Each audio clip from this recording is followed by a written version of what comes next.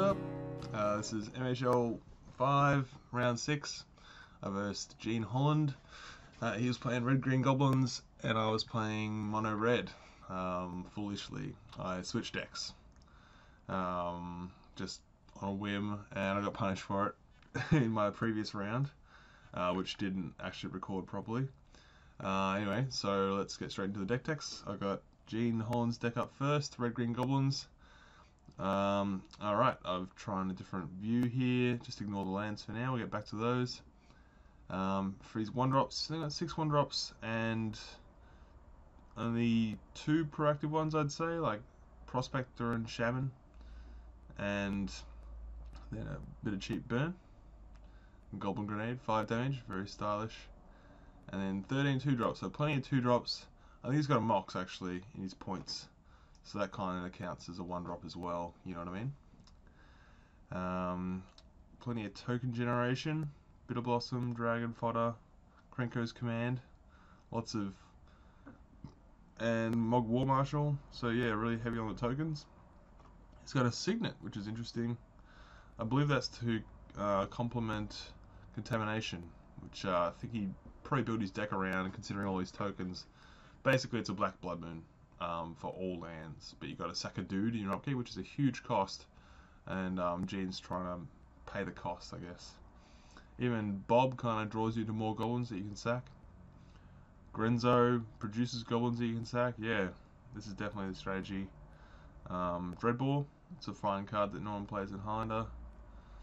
Price of Progress, I think Gene's got a bunch of non-basic lands because of Tainted Pact just there. So price probably hurts him a lot. And he's not exactly aggro considering the number 1-drops, but yeah, price can just get people. So so I think these 2 mana rocks, yeah, for contamination and also to produce black if he's got a Blood Moon and no basic. Warren Weeding, it's a very nice, it's like an edict for goblins, but if they have a goblin they get 2 goblins. See the goblins splitting down there, very cool. Tuk Tuk is a nice one to sack. Ophiomancer, yeah, here's the token generation. Necropotence, Necropotence is interesting. Like when you're playing that card, you want to be able to close out games fast because you know your life is a finite resource and you're not getting the upkeep draw, draw step draw, whatever you want to call it. He's got a couple Goblin Lords which would help finish the game fast. Goblin Rebel Master, sweet addition. Mog Catcher. At 3 mana, tap it, search for your library for a goblin, put into play. Tapped. No, just did play untapped. Cool. Fodder Launch, Finisher. Damnation is interesting. And he's got plenty of dudes you wouldn't want to kill, but he also can't deal with kind of big creatures, so I guess he wants that 1-outer to tutor for to kill the big fatties. Yeah, alright, so Gene's got a strategy going on. 21 lands. His points are Clamp, which would be insane in this deck. Ruby, so that's 4. And that leaves him with 3 points left. Wasteland? 4. Sorry, 5. 2 more points.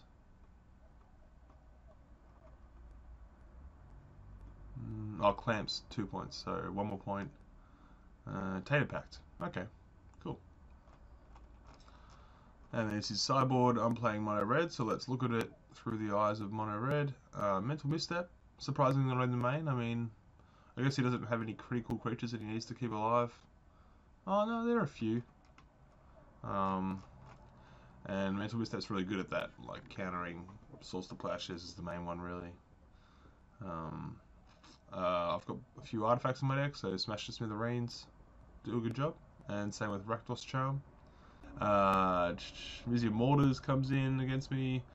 I'm not sure if I've got enough artifacts to justify a Shattering Spree, but may as well chuck it in. Shriek Maw, solid. Spike Jester, it's fine. Yeah, alright. And let's move on to my deck. I got mono red, all those snow covered basic mountains there. I think I've featured this deck a few times, so I think I'm just going to look at it through the eyes of the matchup rather just in general. So I haven't got as much burned as you'd think from a mono red deck. I mean, I've got Curse Scroll, which is kind of slow, especially against his tokens. What I really want against his deck is like some Pillar of Flames and Magma sprays and that kind of thing. I think I've got a Magma spray, but no Pillar of Flame because I'm fairly strongly against sorcery speed removal due to, you know, equipment and that. Jide is really good against him, and Sword of Fire and Ice gets through his little red chumpers. But like my non-basic hate is not going to be that effective. The Ruination will be good, but Blood Moon and Magus of the Moon, you know, he's got a few basic lands. I think he's got 3 basic swamps and those 2 mana rocks. Okay, and yeah, alright. Let's go to my sideboard. I'll probably bring this Chain Lightning, despite me saying I don't like Sorcery Speed removal. He's still got enough dudes that it'll be good. Like I need to kill like a Goblin Lord, especially Goblin King, which gives all these creatures Mountain Walk. Flame Slash, same story. Sudden Demise on red. Yeah, I think he had enough. I mean, it's probably better than a Blood Moon from my deck, so I don't think he has enough artifacts to play Shattering Spree. I bring in Flame Tongue Kabu. Maybe this Charger's Phoenix, considering he has so much tokens to come up the board and just want to fly over. I think we'll both be trying to play the control deck somehow, if that works. One person has to be the more aggressive deck. But with these 2 cards, you know, I could play the control role if I want to go that way. Alright, let's move on to the games. Alright, we just played it. Glab. Gene's got some matching sleeves to match his playmat. I do not. I think this is just after a work day, I should say. I'm currently commentating on a Saturday morning, which is pretty special. It's cold. Easter long weekend. Plenty of time to do unproductive stuff like this.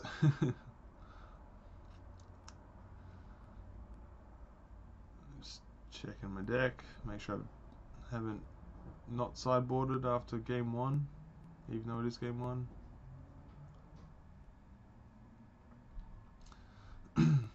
Right, so apologies for anyone who was hoping to see a real matchup with like strong metagame decks, but yeah, stuff it. That's what Highlander is all about, you know, enabling brews and that kind of thing. So I'm not sure if we've already determined who's on the play. We'll find out soon. So my prediction for this matchup is that, I mean, it's ridiculous because I'm playing the match. Oh, high roll. That's a 20. I win. Alright, I'm on the play. I presume it's Kargan Dragonlord. Gene hasn't got that much removal, so I could go all in on that. Alright, Fire Seder to begin with. He's going to be rubbish if Gene plays like one of his Goblin Fodder cards. We'll see. 10, 19. All those 2-power 1-drops for 1. I keep using phrases that say the same thing twice. I don't know what that means. Like double entendre? No. Never mind. Anyway, they're really good against control because control hasn't got blockers. They're like an efficient source of damage, but they just get outclassed against other creatures so fast.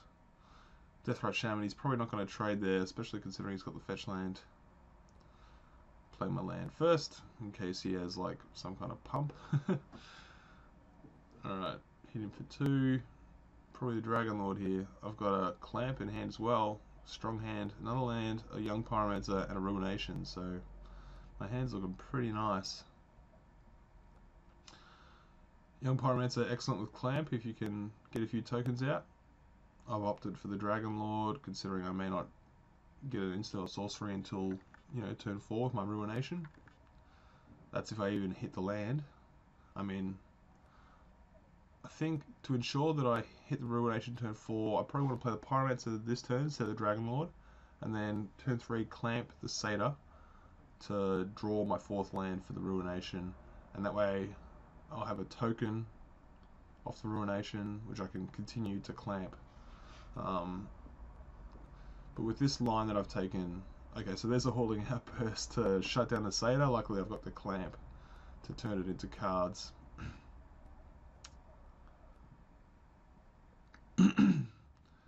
Yeah, neither of our decks have tutors for Skullclamp. I mean, Gene's got Tainted Pact and Besiege the Queen, but I have no tutors, so, you know, not really. I've got the 4th land anyway, so lucky me. I'll be able to cast turn 4 Ruination. Gene's setting up nicely with 2 non-basics already. So I have to choose whether I want to clamp the Satyr and play blockers for those tokens, and especially if he's got a Lord coming up, then yeah, it could be a really scary clock. Or I just want to try and race him back with a Dragon Lord. Okay, so I'm choosing to eat the Satyr. Draw a Magma Spray. I could handle. I could kill the death right now, especially if I want to. I'm on the Ruination plan, because that'll give me mana afterwards. So that's a pretty solid line. I think Magma Spray it now to play around Mental Misstep, even though he didn't clamp my Mental Misstep my clamp, so I'd be playing around it, him having it in his draw step, and I opt to block with the Dragon Lord, which is obvious. Okay, Gene's got a Warren Weirding for my Kargan Dragon Lord, which is not a goblin. It's not even a dragon, by the way. The focal point of the art is definitely like the dragon on it, but it's... Oh, nice. Gem Palm Incinerator, some value there.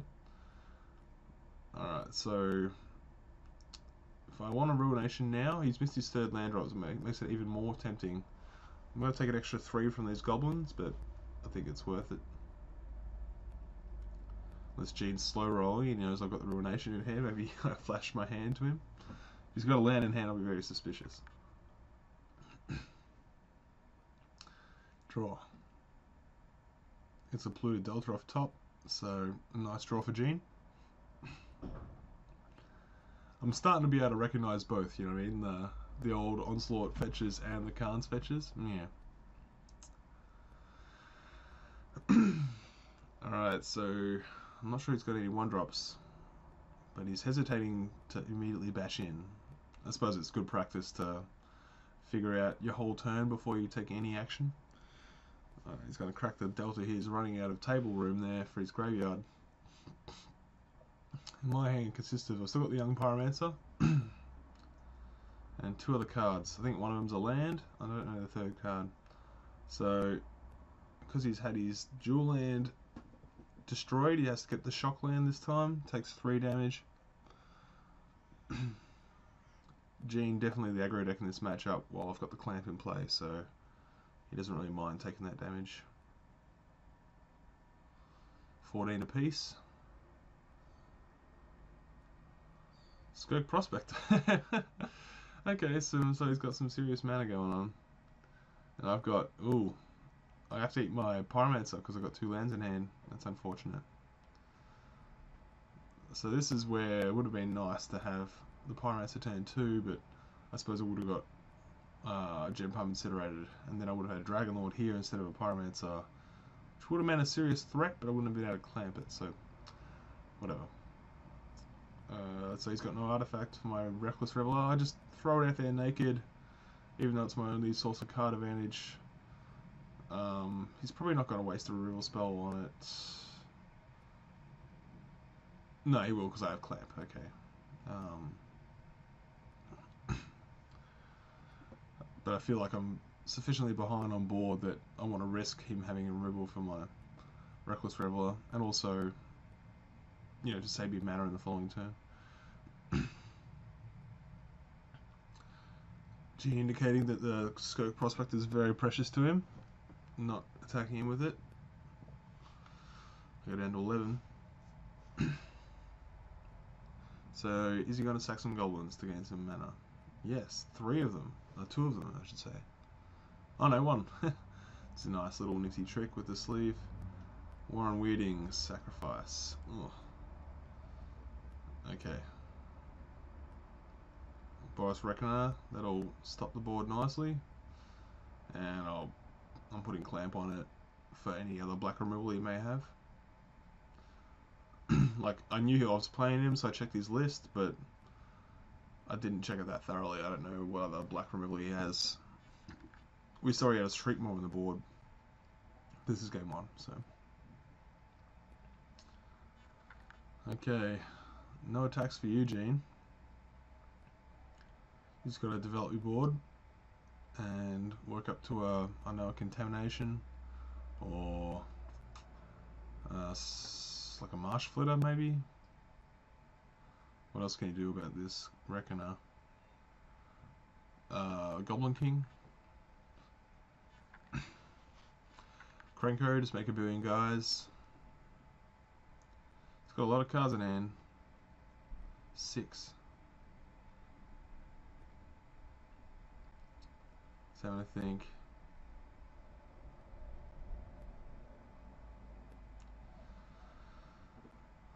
Alright.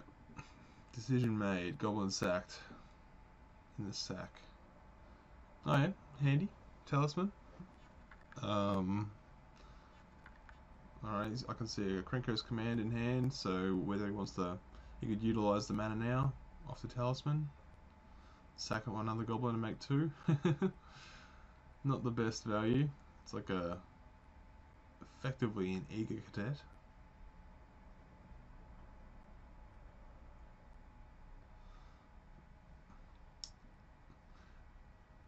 Jean looks like a magician, just kind of pulling goblins out of her sleeve with his suitish looking shirt and colourful mat. I've just drawn lands. Ugh. 7 lands, and Jean's drawn 3 so far. So, I've got 2 more in hand, so I've drawn 9 lands to his 3. It's bad news.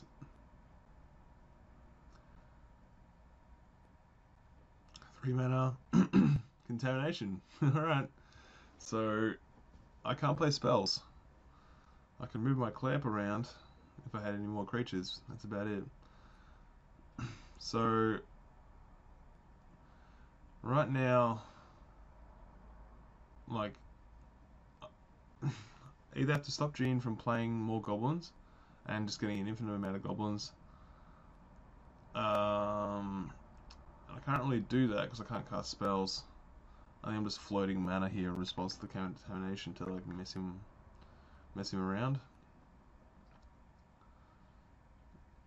Yeah. Otherwise, I can hope to draw like a. I mean, I could probably race him with this Reckoner at this stage. Considering he has to sack a creature every upkeep, then he won't be able to race you back. So I think I should have attacked there. I mean, I've got on a 4-turn clock, and with him sacking a goblin each turn, he can't race that. So I should have attacked. So, cool, worked out really badly for me here. Oh, I stoke. Oh no, I drew it. I drew it in my upkeep. It's kind of funny that I floated 4 mana, it looked like, and then drew the stoke. So I might have told him I had stoke and without actually having it, and then I draw it. Jean's tanking again. Very frustrating aspect of League is that tanking is, it happens a lot. And it's fine, because it's not time limited, and only time it matters is when it's top 8 and people are actually waiting around, or you're on a video. Jean's got Tainted Pact. Alright, so he probably just wants to find the most tokeny makey thing he can. Tainted Pact is such a cool card, and it's hard to play in terms of deck construction. Like, you can't play any combo that you can exile too many pieces from your deck with. Like, Flash can't play it because you might exile a combo piece. Time Vault can play it if you like, because it's high enough probability that you'll draw the one piece and then you just tater pack for the second piece. But there's a chance you'll mill yourself so low that when you take infinite turns to win the game, you just, you haven't got enough turns to win from your library, unless you have Academy of Ruins, but you might have milled that. So I think tater packs are very best in Time Vault decks, or goblins. I too busy talking about tater pack that I didn't even see what he found. Might have been a Mog War Marshal from memory.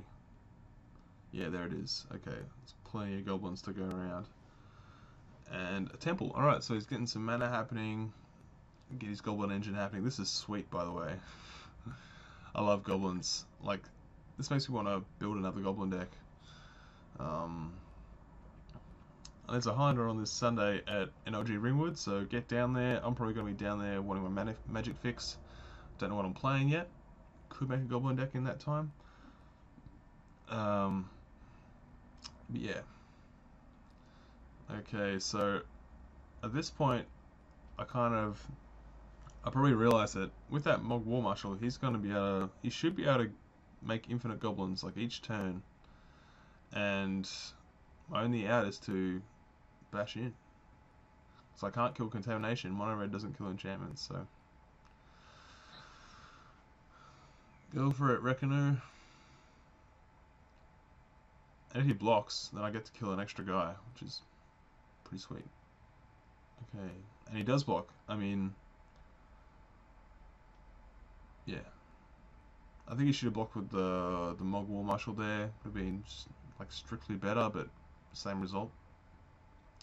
Because if I had targeted at him, then he would have been left with 2 goblins rather than 1 by blocking with the token. It's a Bloodstained Mire that he's drawn.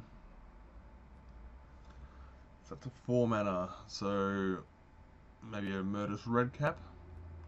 Good. It's lots of Source of Goblins. I don't think he plays Beetleback Brigade. I really got to tell him about to play that card before he submits his list, because that card is like perfect for his deck, and I'm sure I didn't see it in the deck text. So, but I reckon he would have gone through like goblins on Gatherer or whatever and looked up each of them to choose the goblins for his deck. Maybe not. Okay, yeah. So red cap from memory shoots the Reckoner. I get to shoot the red cap back, so there's one less guy to sack the contamination. I get to draw 2 cards, which is pretty sweet. I'm happy with this deal. I think it was necessary for Gene to do, though. Figure and a Mind Sparker. Well, Figure can be like an 8/8 next turn. Unless I haven't played a land this turn. Oh, it's his turn, okay. I've drawn Price, okay. Increase the clock even more.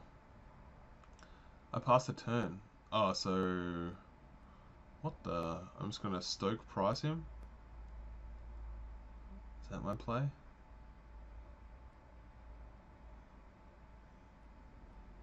That's 8 damage, it's not enough. Unless I got the life totals wrong. I don't know. Oh, I've got Lightning Bolt as well. Or Chain Lightning, so... Alright. Yeah, so I'm hoping that he plays another non-basic. I don't know. I think we're talking about the life totals here. I think he missed a life off the Talisman when he cast the Mog War Marshal under a contamination. So, yeah, he's on 12. Okay, that makes a little more sense.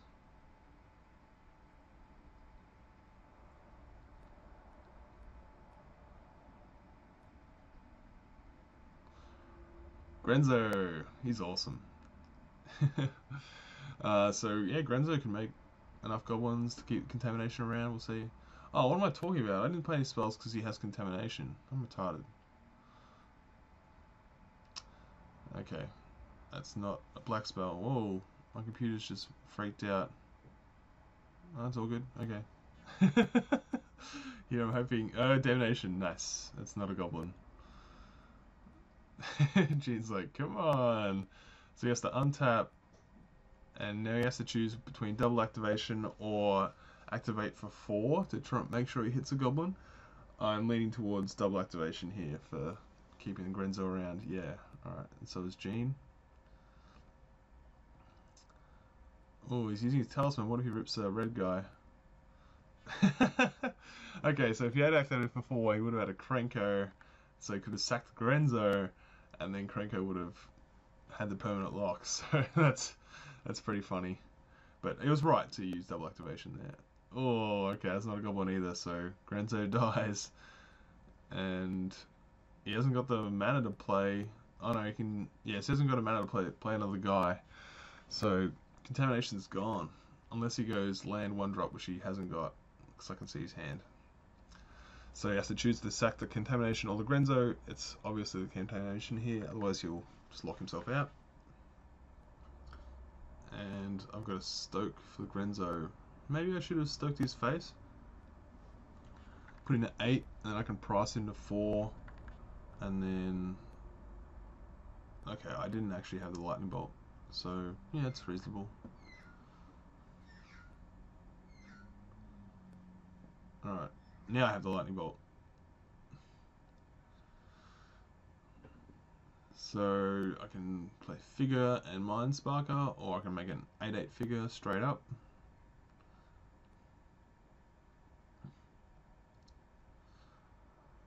Which I'm doing out of novelty, I suppose.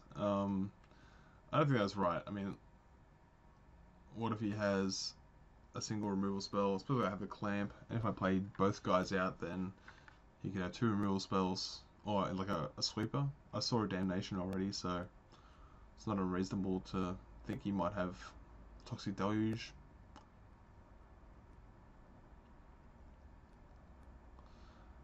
So Phyrexian Tower in his deck. That's a pretty cool card to have in his deck, actually.